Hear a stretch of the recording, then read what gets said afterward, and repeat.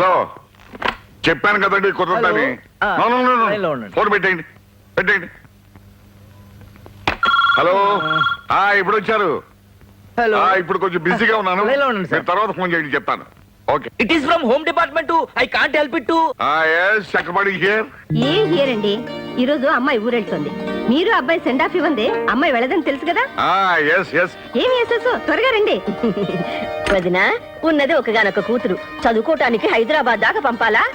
అమ్మాయి painting నేర్చుకుంటానండి, fine arts college లో అక్కడే సీట్ దొరికింది. అమ్మాజీ. మమ్మీ, మమ్మీ, ఏమ్మా బయలుదేరుతున్నావా? శుభం అని ఊరికి బయలుదేరుతుంటే నువ్వెందుకు ఎదురొచ్చావు? నా జాతకం బాగోక ఆయన కార్ యాక్సిడెంట్ పోబట్టి నా బతుకు ఇలా తయారైంది గాని, లేకపోతే నేను కూడా టిప్పు టాప్గా ఉండేదాన్ని. అవునత్తయ్య, ఇన్సూరెన్స్ డబ్బు కోసం ఆశపడి నువ్వే మావి నెలకల మంది పెట్టి చంపా ఉంటారే.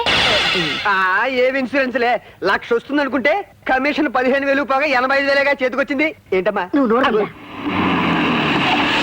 Baby. Daddy. My dear doctor దిమ్మి, వచ్చేసానమ్మా. ఆఫీస్ లో ఉన్న బిజీ పనులని మానేసి నీకు సెండ్ ఆఫ్ ఇవ్వడానికి వచ్చానమ్మా. అన్ని అబద్ధాలమ్మా, నేను 1-10 సార్లు ఫోన్ చేస్తే వచ్చారు మీ డాడీ. లీలావతి, నువ్వు ఎన్ని చెప్పినా నా చిట్టి తల్లి మాత్రం నమ్మదు.